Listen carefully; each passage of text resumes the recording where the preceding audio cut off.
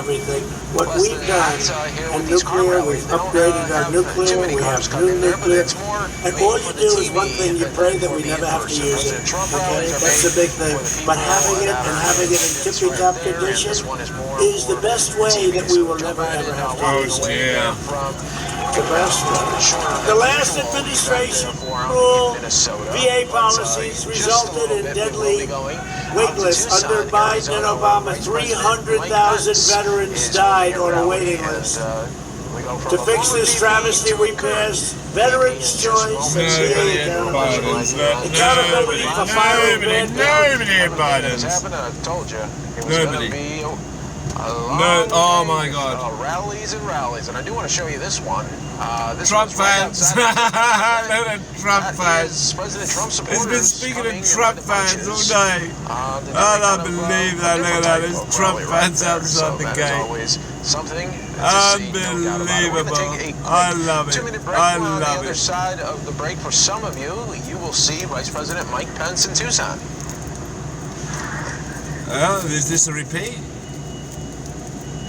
President Donald Trump in 2016. That was so funny. What was that again? I know. Or care for your aging parents, or be able to actually pay for school. Trump. That's why we have to support. And while Donald broken out across the nation, testing and burning and justice, because true justice, jobs, and financial stability they can build. And Connecticut and Rhode Island combined. The Midwest is flooding. Here in Minnesota, extreme weather incurs big costs for your infrastructure.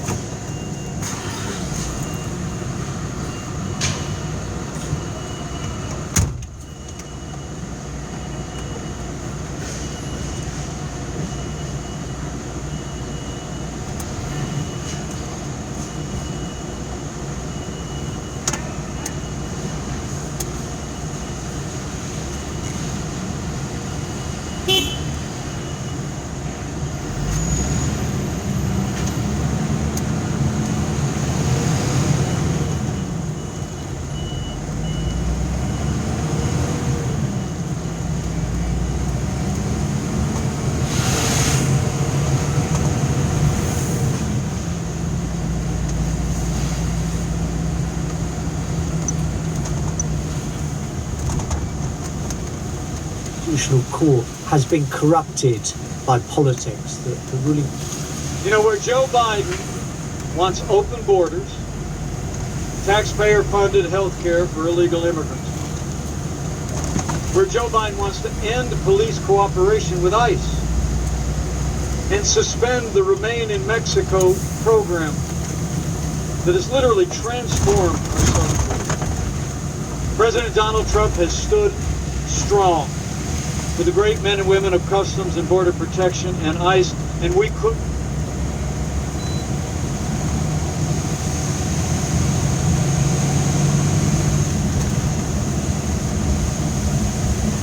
People, so many of you have demanded that we get Maria Farmer on the podcast, and I am just absolutely blown away listening to her conversation with Whitney Webb. The fact that the more she is speaking out, and she is speaking out more, the more a liability she has, presented to some of the most powerful, evil, psychopathic people in the world.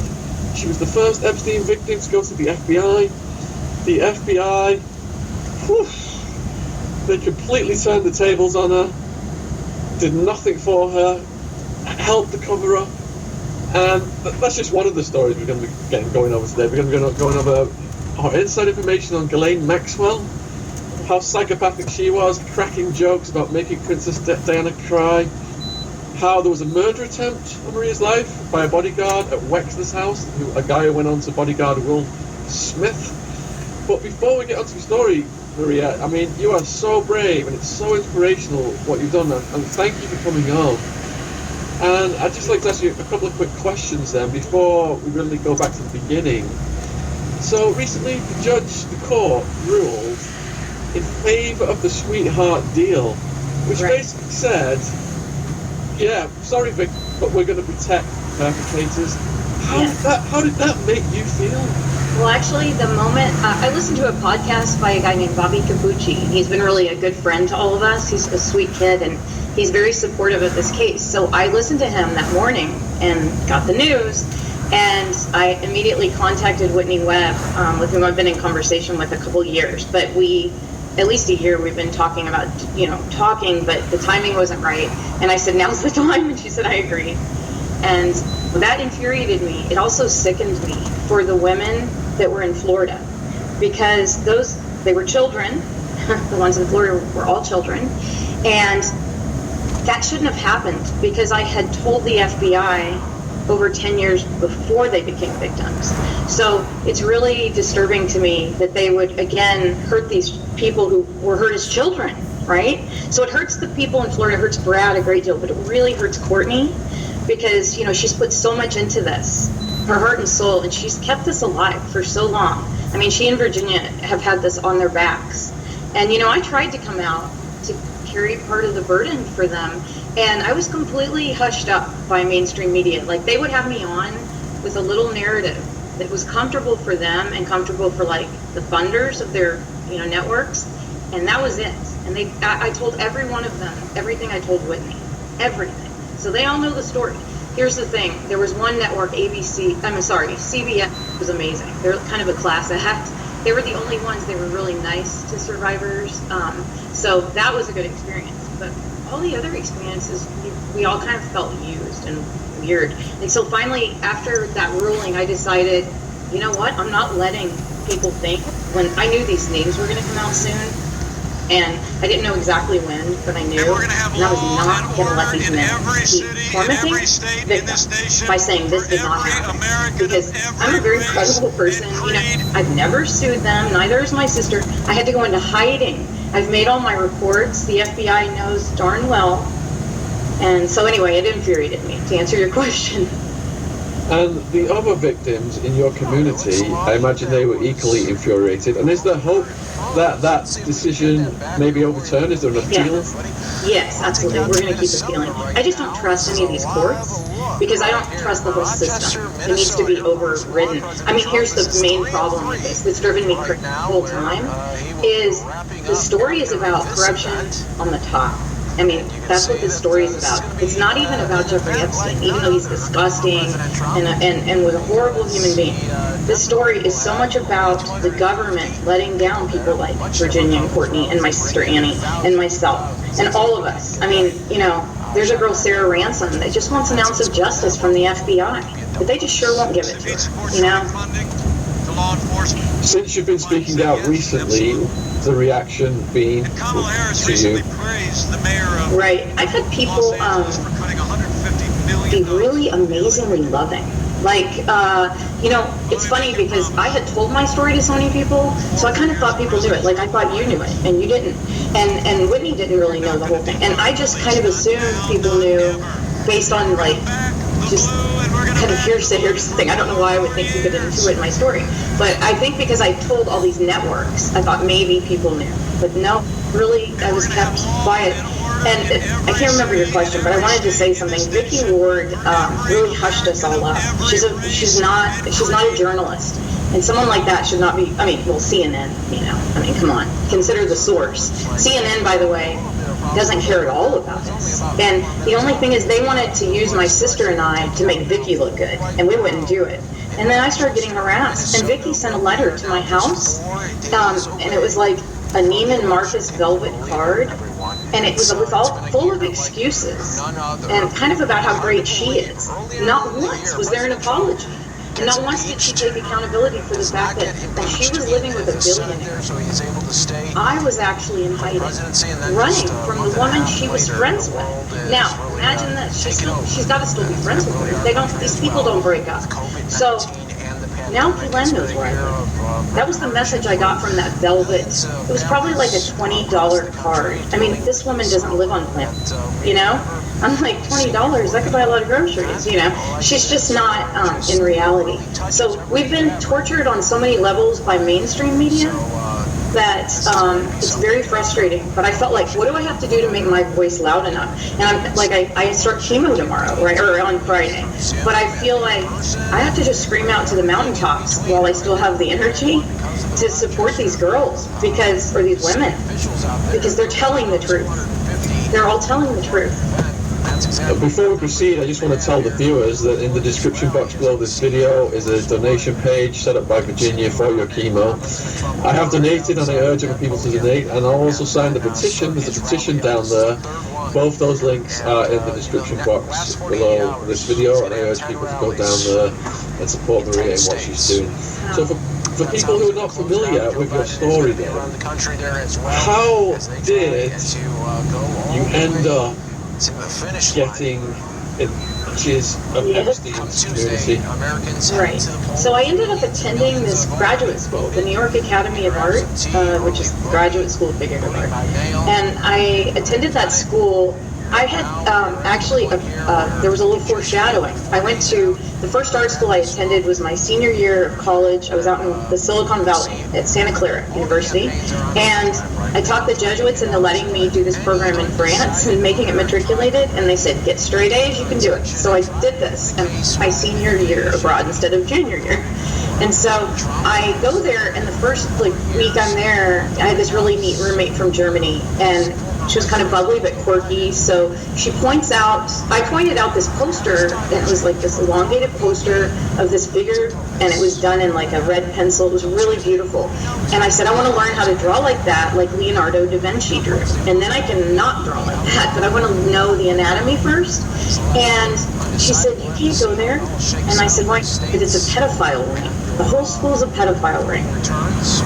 And I thought, she's bizarre. Like, I just kind of thought it was about her and not the school, because how would she know? She's in Germany, and this school's in New York, and this is in 1991. 1991. Okay, so, but I ignored that, forgot about it, actually, until one of my first bad experiences there. But I attend the school, I'm graduating, it's the night we were having our show, and all the students have a painting. But I did it because I was like kind of an overachiever, and I love to paint. I'm an actual, I'm really an artist, you know. It's just, I can't breathe unless I'm making art. And so I do these 3 paintings and I sell them immediately, and no one else sells their art that night.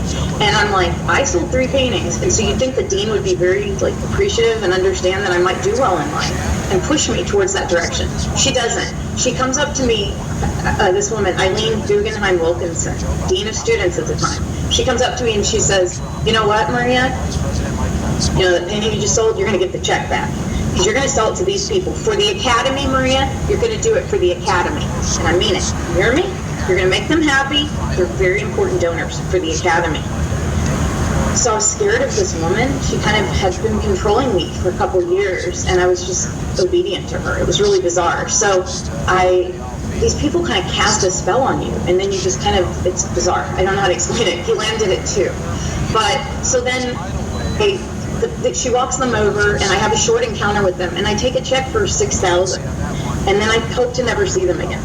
And then I get a call about 2 weeks later. I'm at an artist in residency in the Hamptons, and it was a real honor. And for the Hamptons, it was really great. I could go to the beach, and she said, no, you're leaving. You're coming here.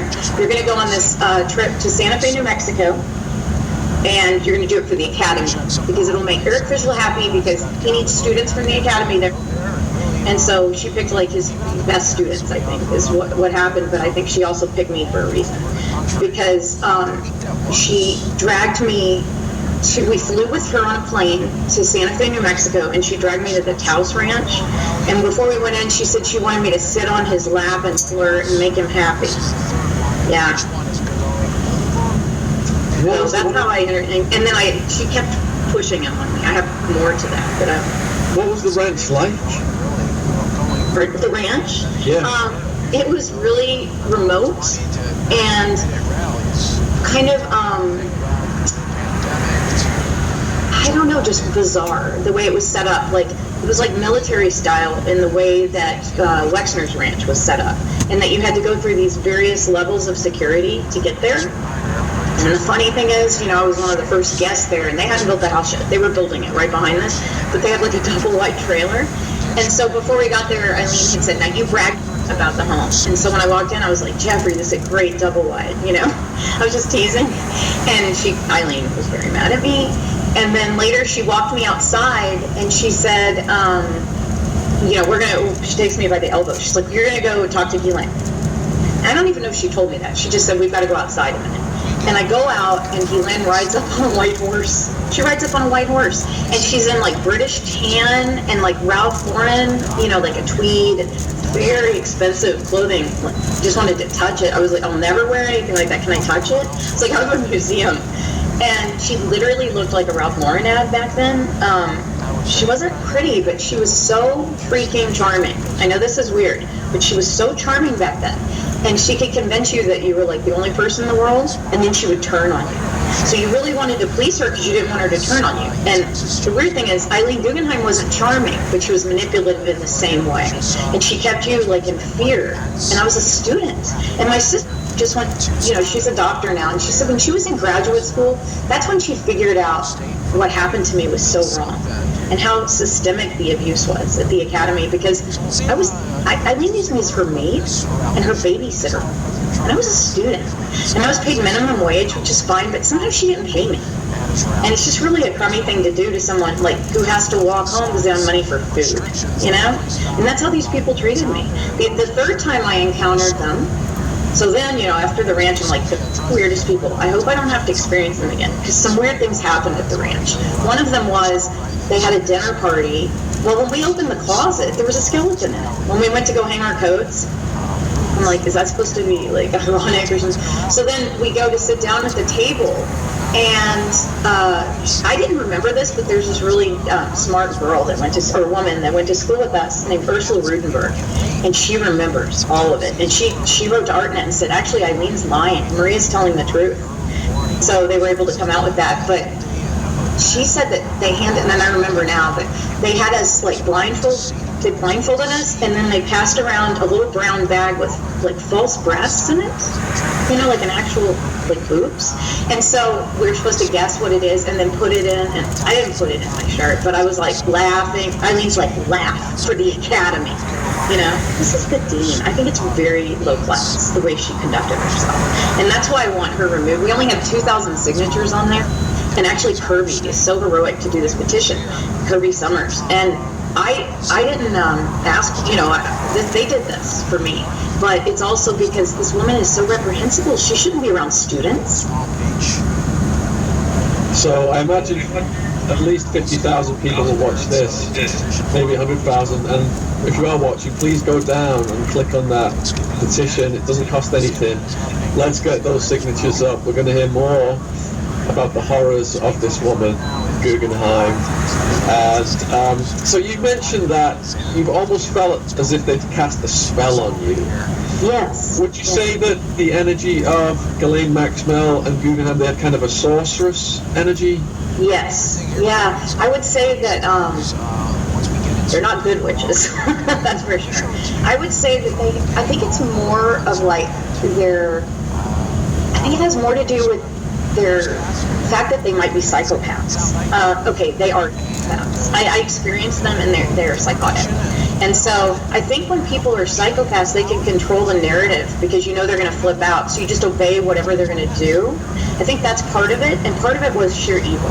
Part of it was just, and it was like an evil. I talked to David Icke about this. It was like an evil like I've never seen. And it would go from somebody being normal to bam, evil. And especially with Ghislaine more than anyone. Jeffrey had it too, big time. But Ghislaine was like the very worst because she's a woman and she was letting children in to feed a man. It's still, it's incomprehensible to me. Yeah. As the true colours unfolded, who were you most scared of out of the three of them? Ghislaine is definitely the most terrifying. I would have stayed in New York, even though Jeffrey was stalking me, and there are many witnesses to that. Even though he was stalking me, and Ghislaine was calling me, threatening my life, and this was a regular thing. FBI knew about this. And to answer your question, Ghislaine is the most terrifying person I've ever met in my life. I'm terrified of her. Yeah, I'm still in hiding, and the FBI does not care. And not only that, recently I'm in poor health, and recently I had to go to the doctor at a new office, and one of the women recognized me, and they were very hostile, aggressive towards me. And it ended up, one of them just died from a meth overdose, and I think they were on drugs, and it was in a really rural town, and I think that's why they were psychotic towards me. But the scary part is, I ran out of there, and my mom was like, "What's going on?" And I'm like, "There's a crazy pack of women in there." And so then they went after my 70-year-old mother. And so then a police officer called my phone and said, "You're going to be arrested.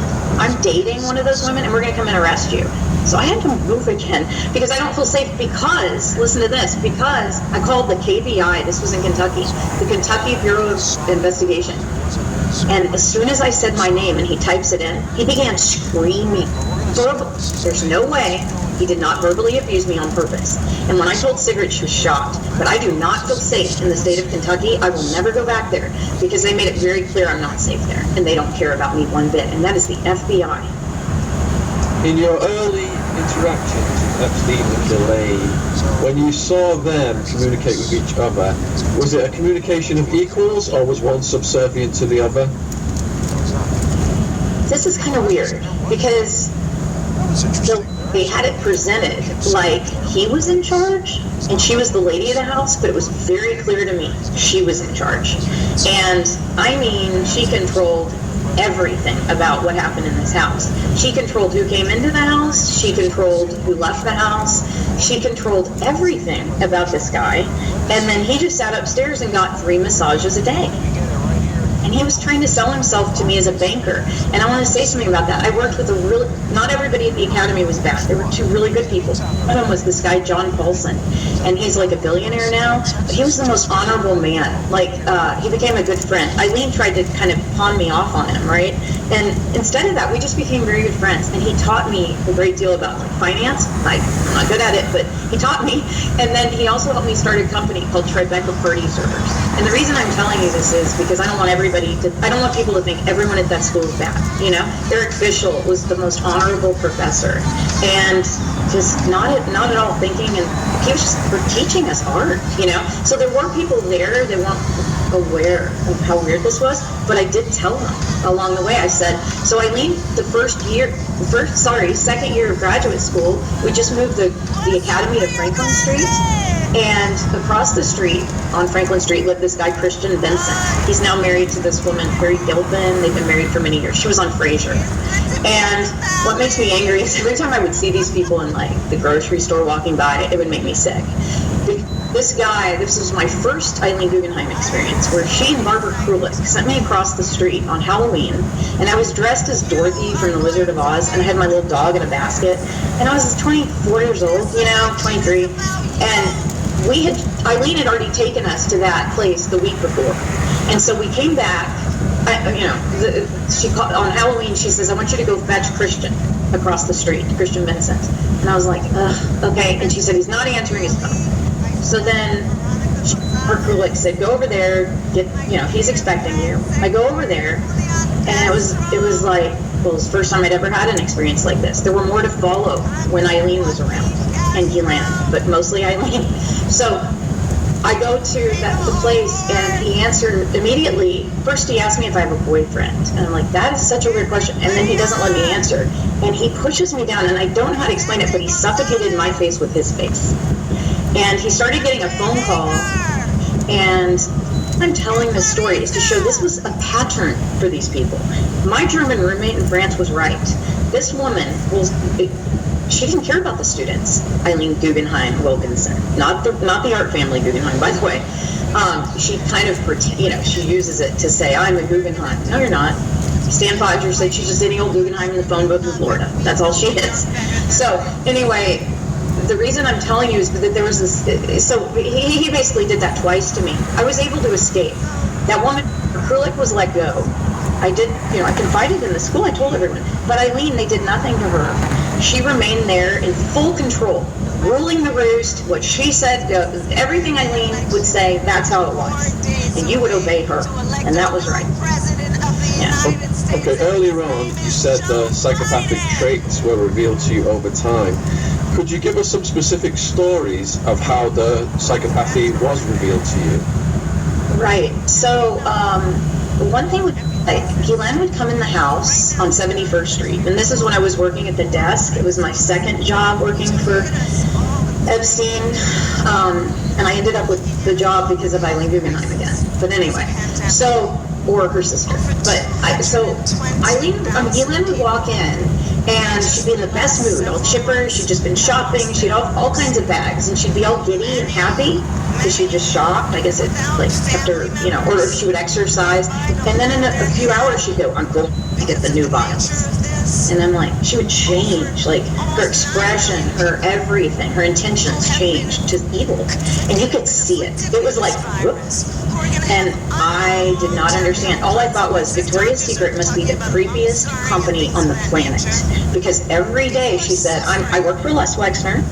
She made it very clear. She was doing this for Les Wexner. She was getting children to model for his, she called it Victoria's Secret, but I think it was all of the limited edition at the time, is what Jeffrey said.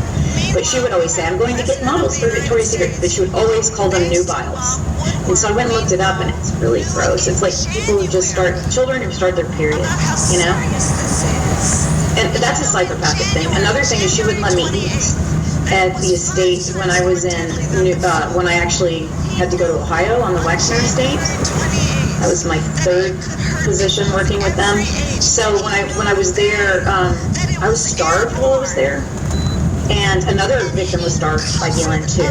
And on both cases, for one, she wanted me to lose my breasts because she wanted me to look nubile. And I was 24. That's kind of weird, What method did she use to round up the nubiles, and who were accomplices in performing those tasks? Okay, so that's interesting, because one thing she would do is she would get in her car with friends, go on drives. And sometimes she had real friends, like there was a woman, Joan Rivers, and she was actually a good egg. Like she wasn't part of it, she was just funny, and they were actually acquaintances. Joan did not understand who this woman was, I can tell you that. But, because she was a nice lady. And so sometimes we would go, Ghislaine would bring me on the drives to watch her dog. I had a Yorkie, she had a Yorkie, so she would just go, oh, watch the Yorkie, stay in the car. She just wanted to be able to tell someone what to do constantly. And she didn't have friends for this reason, right? But she had like people around her. So Ivana Trump was around her all the time. And I remember it's when Ivana had a QVC channel, and the reason I remember this is because I went on a drive with them, and on more than one occasion, you know, as the servant, I guess, watching the dog, and afterwards, she was like, Ivana, I want you to have this for being so good, and it was one of these really tacky 1980s plastic bracelets covered in fake gold, and I just went, think, on the way home, and I remember telling Andy Stewart, the chef, I said, look at this piece of garbage she gave me. And she said, Miranda, he said, that is so offensive. Sophie Land, to give you a cheap gift and pretend like it's real, you know? And that was her thing. Like, everything was an illusion, you know? This wasn't really their home. This wasn't really, but boy, she acted like it was, you know?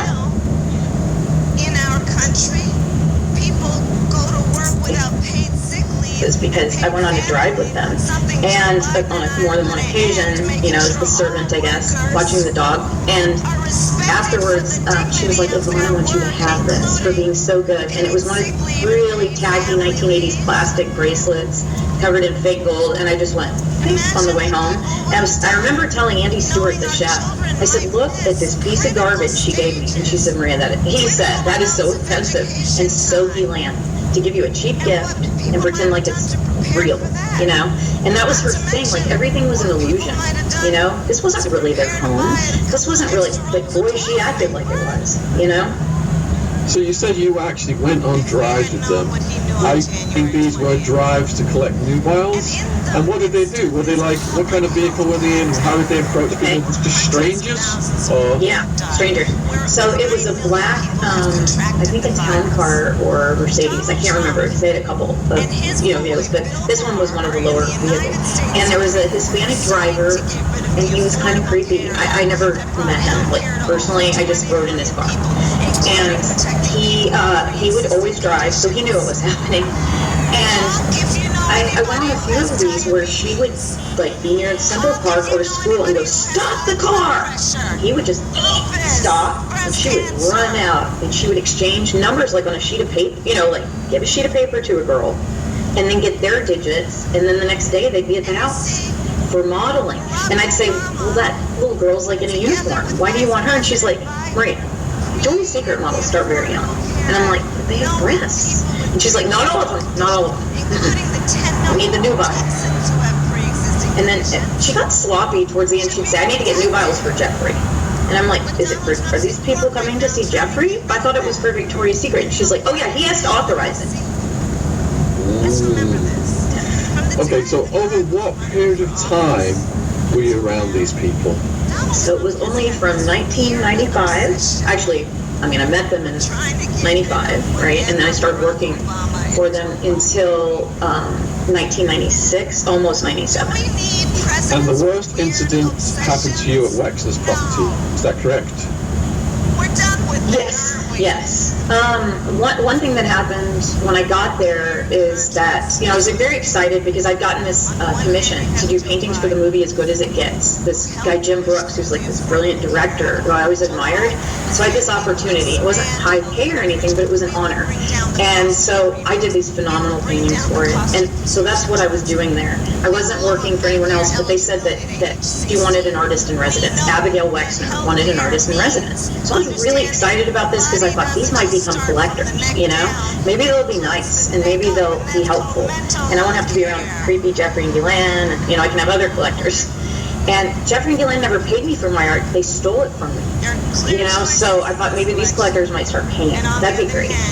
And I go there, and as soon as I show up, there's this guy, Randy Bowie, there to greet me. And he's like, hey, you know, I'm Special Forces. I'm here if you need me. I'm Les Wexner's right-hand man. Okay, so here's the house. And he shows me in this house. It's called the Rotunda. And it's a 26,000 square foot guest house. Okay? And it's built like an old Georgian library or something, and it's based on the Rotunda in Columbus, Ohio. And so when you walk in, it's just this big round like library with all this khaki leopard carpet that's like this thick and red and purple everywhere. I mean, it's just garish, right? Really over the top tacky. And all the places that Epstein had were fully outfitted by Wexner with cameras, with the French decorator.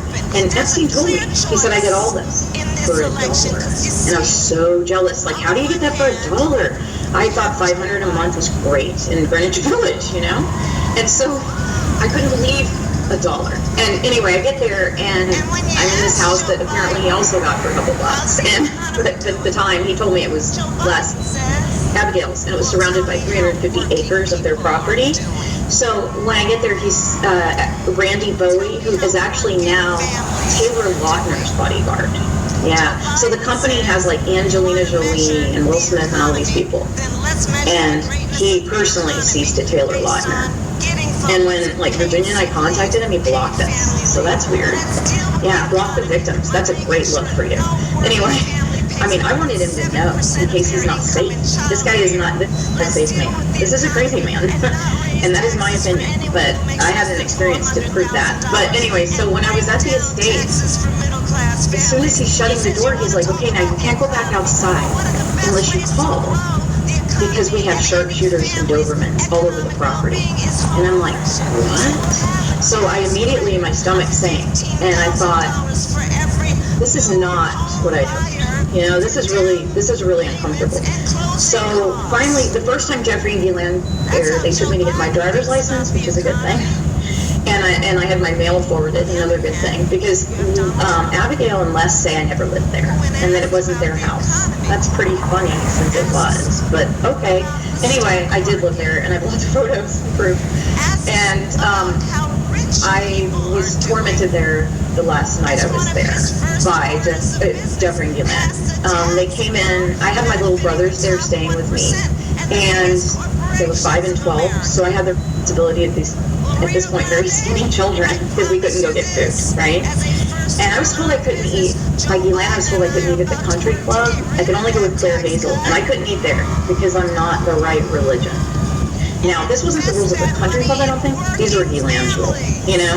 This is what I thought. I don't know, maybe these were the country club rules. But she said, they're not going to serve you if you're not Jewish. They're just not going to serve you. And I'm like, that's not... And I called my boyfriend who's Jewish, and he's like, legal. You know, that's never heard of that. And he asked his dad, and his dad's like, no, that's not legal. And so it was really bizarre. And then, anyway, the last night, Ghislaine came into my room, and she was wearing a robe. And she didn't usually wear a robe around me. I'd only seen her wear a robe like in Palm Beach when she was getting her servants to do her feet and nails, which they did every day. She had like stolen people from the Philippines to do all this work. And they had these women in all their houses, you know? They told me they were stolen. That's the word they used. So I go to the room, and Jeffrey Ghislaine, Jeffrey's watching. He wants me to rub his feet. It's just, you don't rub your body. You know, I've never been asked to rub my employer's feet. In fact, this was my first job. Can you even imagine? This is my first real job. And I'm like, I know for a fact that I'm not supposed to rub my employee's feet. And he goes, come on, Maria, you know, it's just not a big deal. We're all friends. So I take off his sock, and I had mentioned this the other day, but I, as a child, had these recurring nightmares about a monster. And I had to befriend the monster to survive the dream. So when this happened, I felt like I was prepared, because I was like, okay, I can befriend this monster to escape this.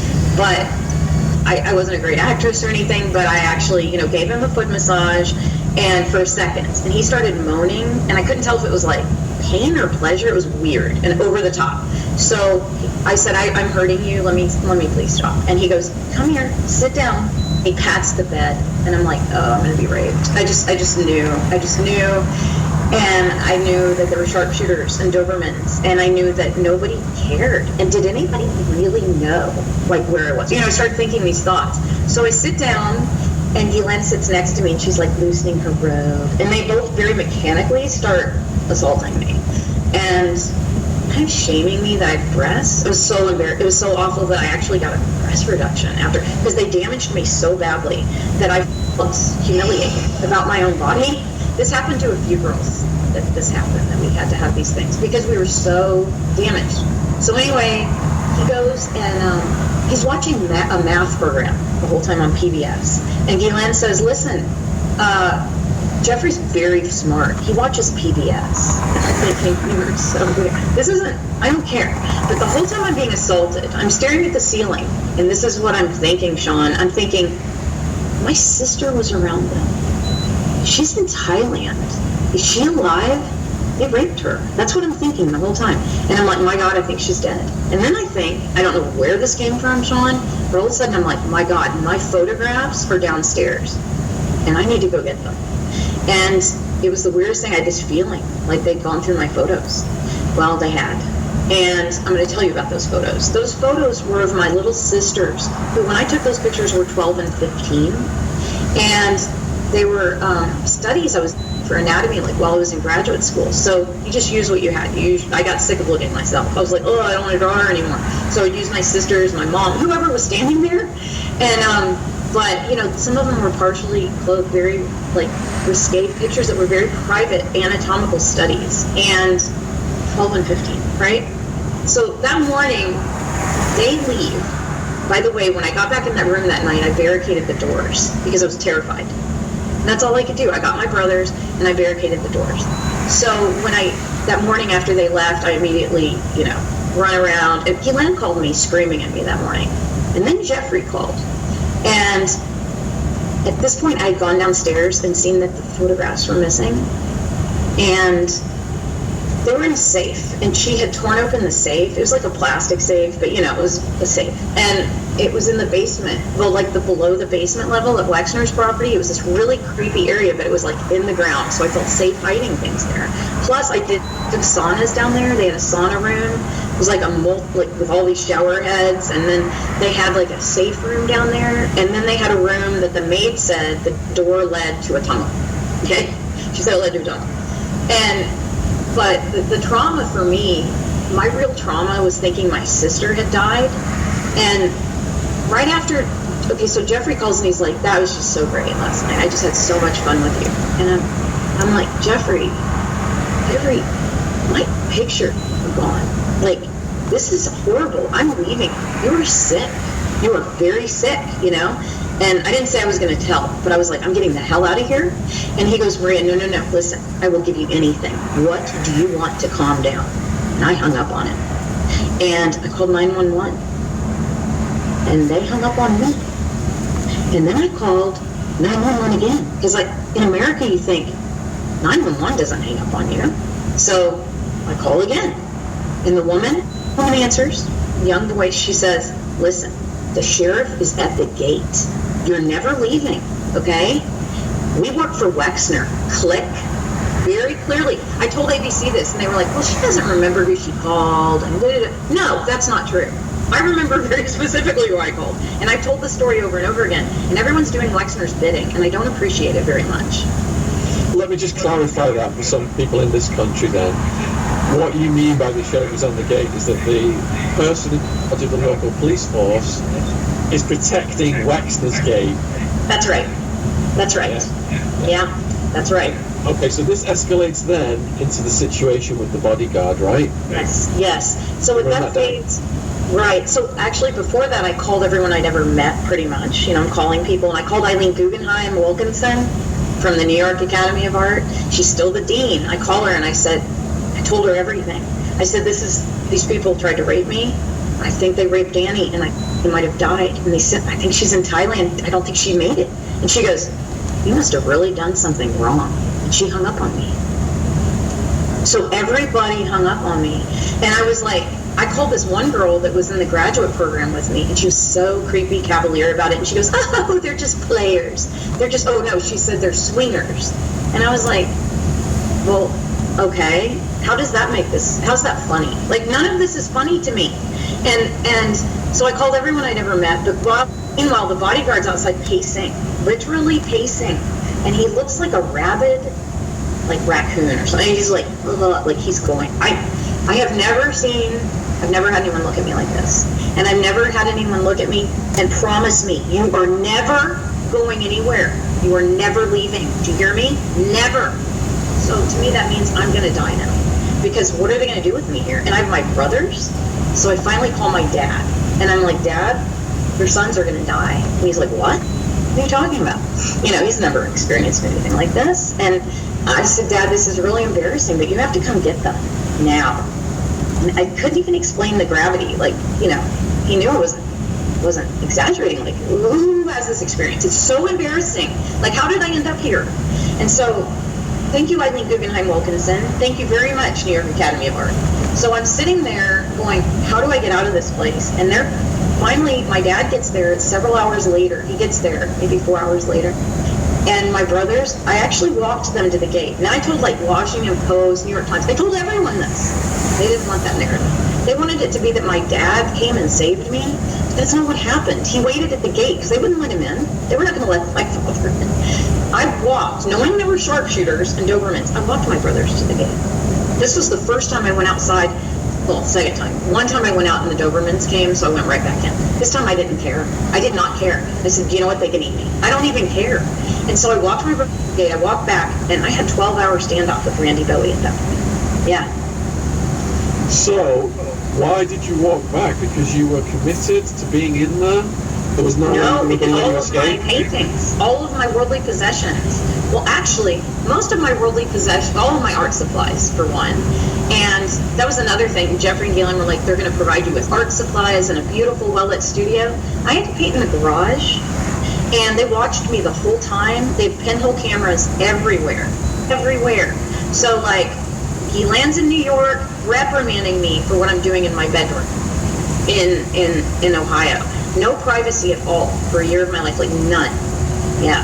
They would describe one time Jeffrey sent me across to the flagship store in Manhattan, across the street from his Helmsley Palace offices. And when I came back, well, he said he's sending me there to get a proper bra, like shaming me, you know? And I should have quit, but, you know, it's like I was washed or something. That's what I'm saying, like, who puts up with that? It was only like my 5th day on the job. Why did I tolerate this? And I think it was because I was terrified of Eileen and the academy and losing all my connections because she lured them over me. I'll help you get this connection if you do that. There's one other thing I want to say about the pattern of abuse is that she also tried to sell me to Cy Twombly, Eileen Guggenheim. He's an artist, a British artist, and he gave me a call saying that Eileen called me and said, be his concubine, and you're going to move to London. I'm in graduate school. I'm like, I don't think so. Or I just graduated. I don't know. Anyway, so she's trying to get me to go there. And so the point is, these people have no respect for human beings, and they use them. So, you give the brothers to your dad, and you're walking back. As you're walking back, what is going through your head? I just knew I was going to die. When I got back, Randy Bowie promised me that I was never leaving, of course. He had already promised me that prior to that. He was pacing, I think, trying to figure out where to kill me and take me somewhere because I wouldn't leave. I would not leave. I held onto the column when I was outside. It's got these like big fake Georgian columns. You know, it's a very tacky place, but you know. Anyway, so I go inside, and because I knew they watched everything, I called every human being I'd ever met in my life. I literally went through my phone book, and I said very loudly, I'm at the estate of Les and Abigail Wexner, and their right-hand man is going to murder me. And so I just told everyone. I just called, and I said, I've got to go. And I would call another. Well, that's how I got out of there. I really believe it. Because they watched everything. Like, one day, I spilled a tiny spot of henna on the carpet, okay? And I thought, I know they watch everything, but I'm going to pull this trash can over this, and I don't think they're going to see it, and I'm not going to get in trouble. And I got a call from D-Line 5 minutes later, eviscerating me, screaming that Abigail is going to have a nervous breakdown, that I'm going to lose my position at this wonderful place in the middle of freaking nowhere, where I don't get to see any human beings and I can't eat. And I am a really bad person because a spot of henna is on the carpet. So there were even times when I went to the restroom or went in the shower and she screamed at me on the speakerphone from New York to get out of the damn shower. I needed to help her. So no privacy. Yeah. So you're documenting what's happening. You're calling all these people. Yeah. creating evidence against him if he does murder you, which was a smart thing to do. I was just instinct then. I'd seen him on Oprah. How long did it take then for you to get away from him?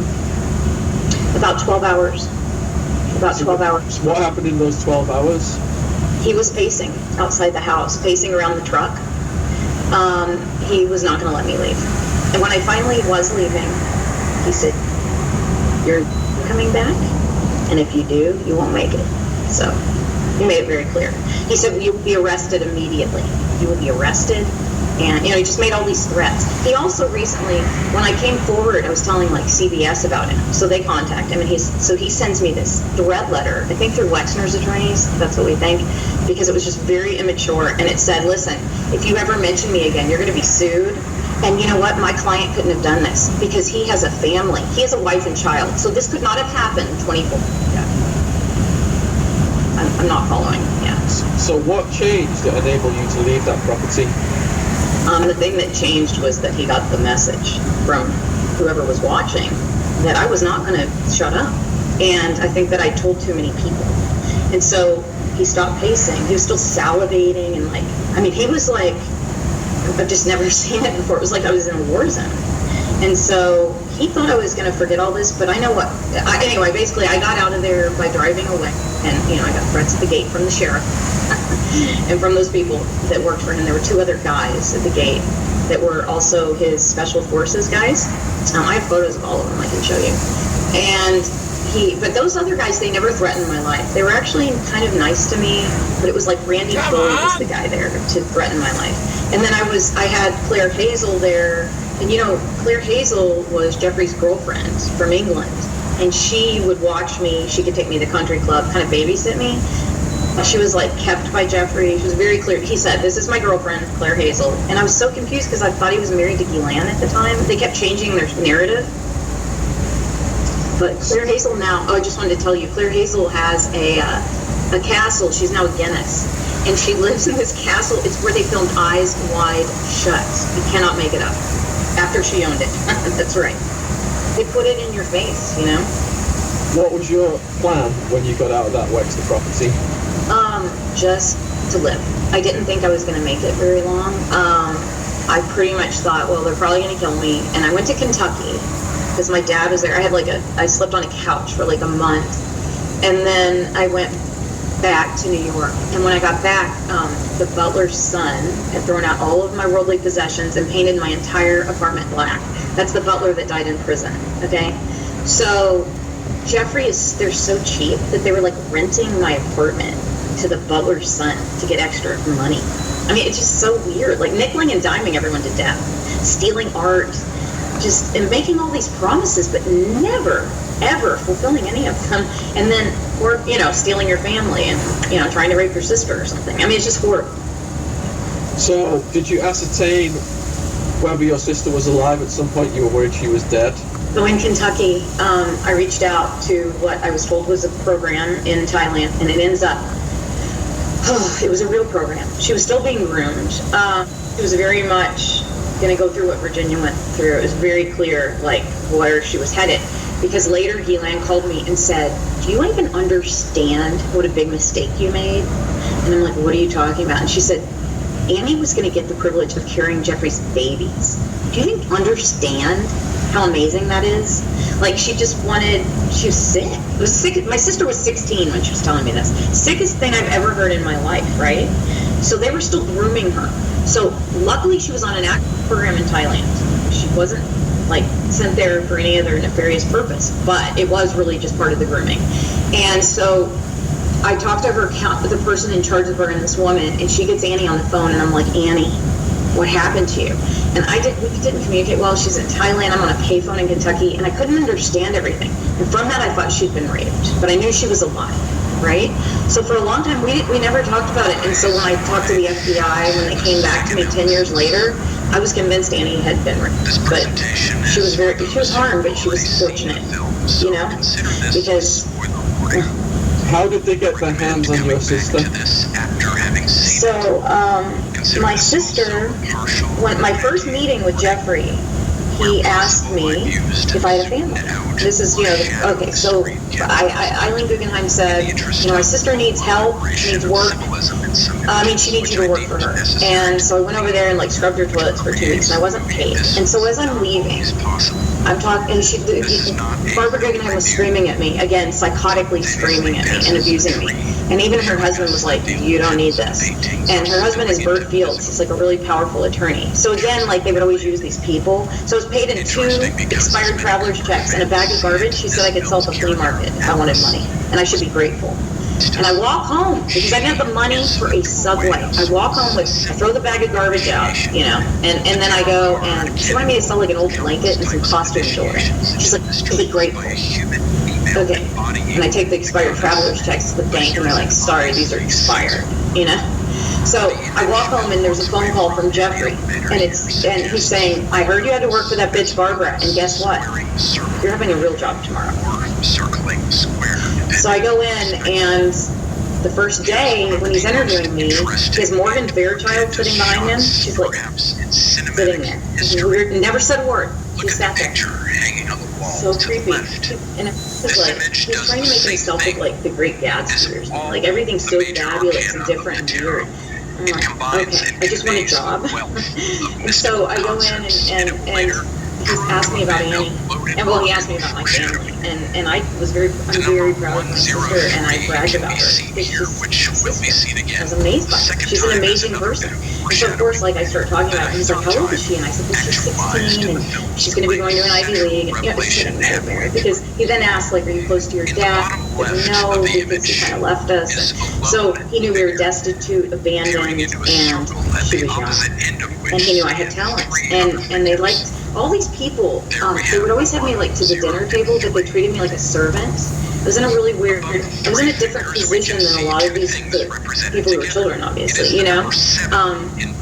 But I guess they did the assault on me because they weren't attracted to women at all. So I guess they did the assault to like have control over me and to traumatize me, is what I think.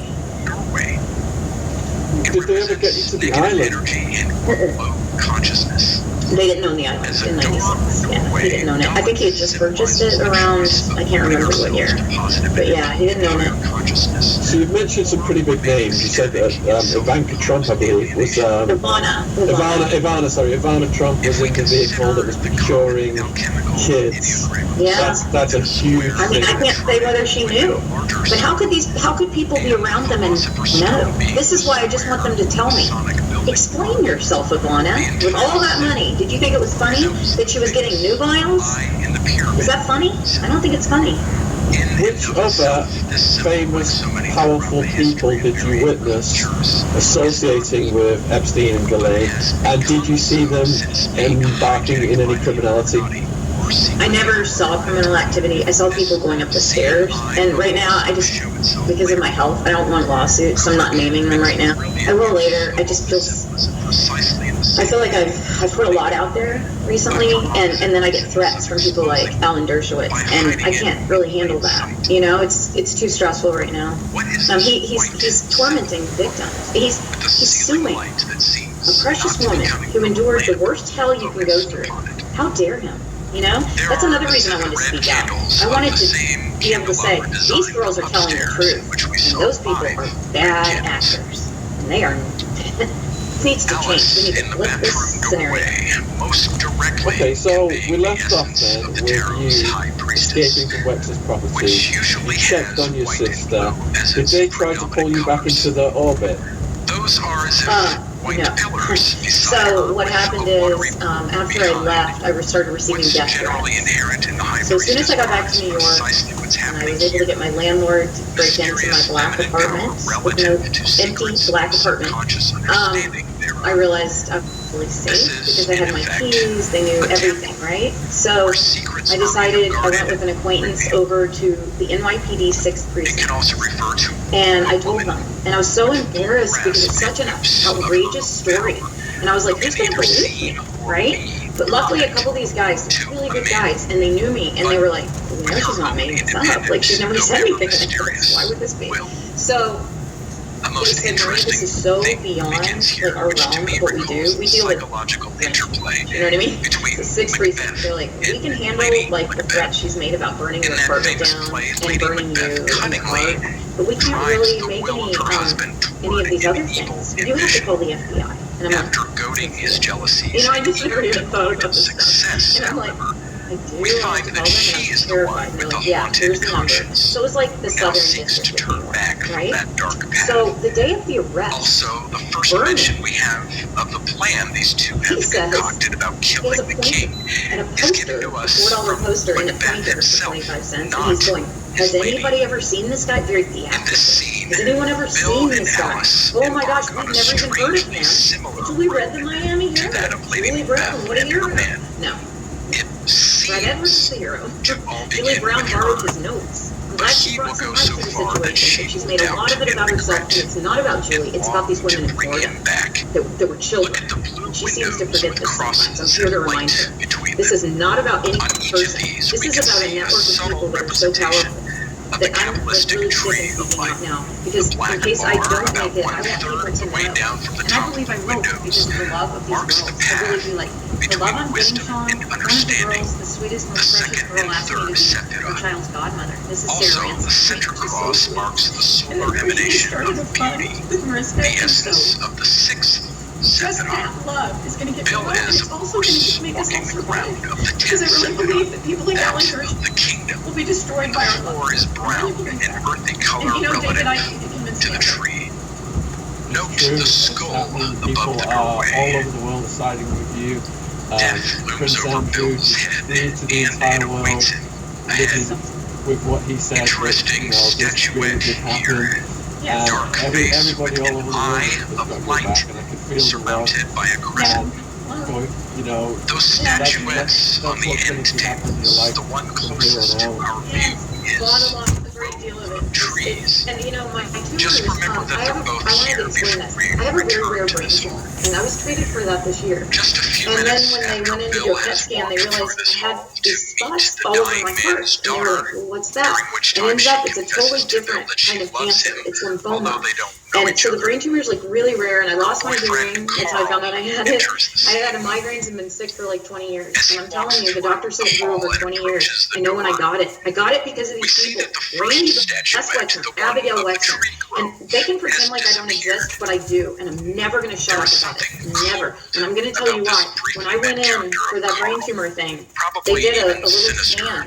And they said, The you know grove what, of you were 2 weeks trees, away as from well losing as the your voice. nature paintings in This Bill's is, home, so I filed my affidavit. show that You better he, believe it. at least, And then- has it in him to And then walk a they did a natural thoracic path surgery beyond to his see what those initiation. spots were. Though he And will be the doctor severely almost, she tempted cut off the circulation on my tongue. by It was an the accident, dark but she was side, the as it anesthesiologist. So my tongue died and turned Carl, black, on and the I couldn't other speak hand, for a month. without a Right? grove It of was like 3 trees months I willing really to talked bear about his that. presence on the path, is probably well acquainted with